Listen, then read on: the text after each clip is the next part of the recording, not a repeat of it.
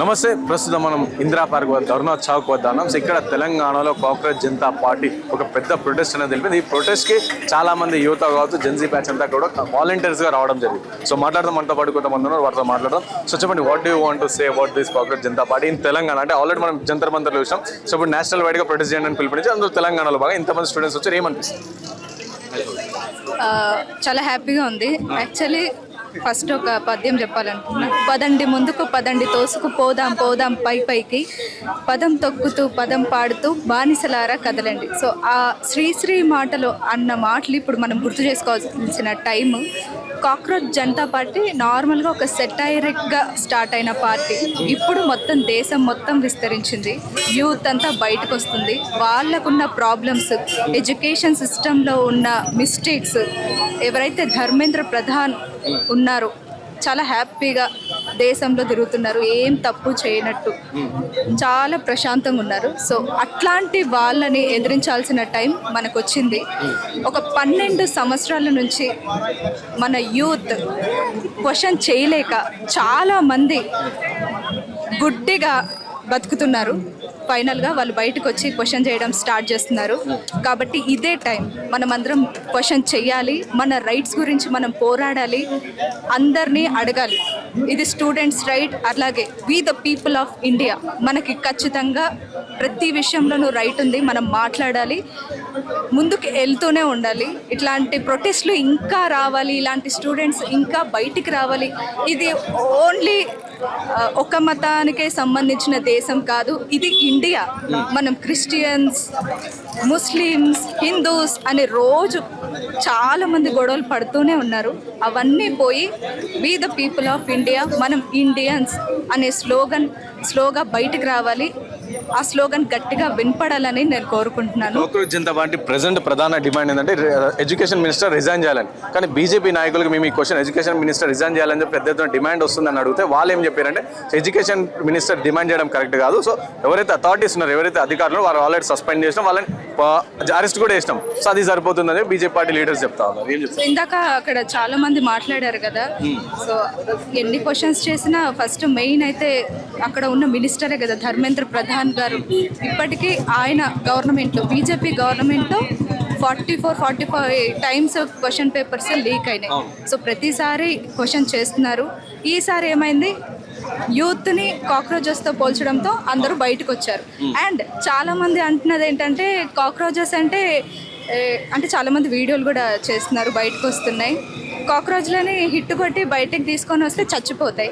కాకపోతే ఈ కాక్రోచ్లు చావవు. ఇప్పుడు దేశంలోకి వచ్చిన కాక్రోచెస్ చావవు. వాటిని మనం చెప్పు తీసుకొని కొడితే చస్తాయి అని. మేము చావము, ఈ కాక్రోచెస్ చావవు. ఈ ప్రొటెస్ట్లు ఆగవు. ఏమైనా చేసుకోండి, ఎన్నైనా మాట్లాడుకోండి. ఒక్కసారి స్టూడెంట్స్ క్వశ్చన్ చేయడం స్టార్ట్ చేస్తే దేశ రాజకీయాలు మారిపోయాయి. స్టూడెంట్స్ బయటకు వచ్చిన ప్రతిసారి గవర్నమెంట్ చేంజ్ అవ్వాల్సిందే, ఏదో ఒక మార్పు రావాల్సిందే.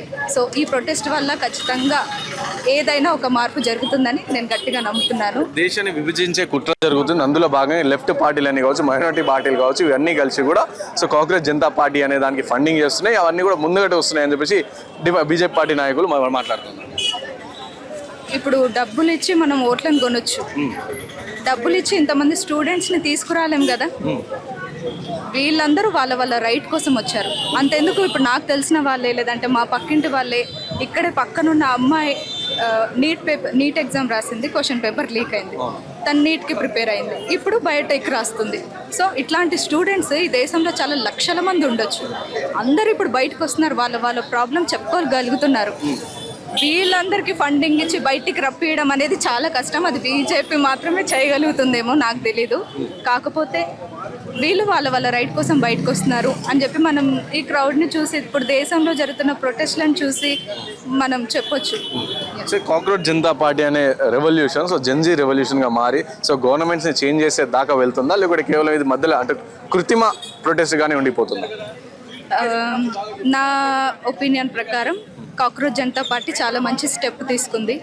ఇట్లాంటి పార్టీ రావడం స్టూడెంట్స్కి చాలా అవసరం. ఇప్పుడున్న ఈ జనరేషన్ ఏదైతే ఉందో జెన్జీ, వాళ్ళు బయటకు వచ్చి మాట్లాడగలుగుతున్నారు. గత 12 సంవత్సరాల నుంచి ఎవరు మాట్లాడలేదు. ఫైనల్గా ఒక ప్రొటెస్ట్ బయటకు వచ్చింది, ఇది కంటిన్యూ అవ్వాలి.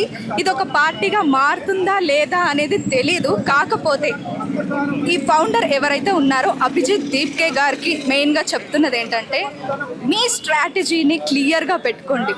ఓన్లీ ఒక పార్టీ స్టార్ట్ చేసాం, ఇన్స్టాలో 22 మిలియన్ ఫాలోవర్స్ ఉన్నారు, స్టూడెంట్స్ అందరూ ప్రొటెస్ట్కి వస్తున్నారు అని చెప్పి మాత్రమే ఒక బలంగా తీసుకోకుండా ఈ కాక్రోచ్ జనతా పార్టీని ముందుకు తీసుకెళ్లే ప్రయత్నం చేయండి. కరెక్ట్గా ఒక స్ట్రాటజీని గనక ఫాలో అవుతాయి, ఇది కూడా పెద్ద మార్పు తీసుకొచ్చే ఛాన్స్ ఖచ్చితంగా ఉందని చెప్తాను. ఇంకోవైపు మీరు యూత్ని అడగండి, 12 సంవత్సరాల నుంచి ప్రశ్నించలేదు, ఇప్పుడు ప్రశ్నించండి అని చెప్పేసి చెప్తాను. కానీ ప్రశ్నించే వాళ్ళని అర్బన్ నక్సలైట్లు, లేకుంటే లెఫ్ట్ జర్నలిస్టులు అని చెప్పేసి ముద్ర వేస్తా ఉంది బీజేపీ పార్టీ. ఏం చెప్తారైనా ప్రశ్నించే వాళ్ళు అర్బన్ నక్సలైట్స్ అని చెప్పేసి చెప్తారు. మస్కా జర్నలిస్టులు చాలామంది ఉంటారు, ఒకటే సైడ్ ఆలోచించే జర్నలిస్టులు చాలామంది ఉంటారు, అన్ని సైడ్లు ఆలోచించే జర్నలిస్టులు చాలామంది ఉంటారు, ఇంకా కొందరు దేవుణ్ణి నమ్మే వాళ్ళు ఉంటారు, దేవుణ్ణి నమ్మని వాళ్ళు ఉంటారు. అట్లానే ఇప్పుడు ఫర్ ఎగ్జాంపుల్ తమిళనాడులో సీఎం విజయ్, ఆయన దేవుణ్ణి నమ్ముతాడు, కానీ పెరియార్ సమాజాన్ని తీసుకొని ముందుకు వెళ్తున్నాడు. సో అట్లాంటి వాళ్ళు ఈ దేశంలో కొన్ని లక్షల మంది ఉండొచ్చు. దేవుణ్ణి నమ్మనంత మాత్రాన ఆయన మనిషి కాకుండా పోడు కదా. సో అట్లాంటి వాళ్ళందరూ ఏకమై ఒక ప్రొటెస్ట్గా స్టార్ట్ అయ్యి ఇది ముందుకు వెళ్ళాలని నేను కోరుకుంటున్నాను.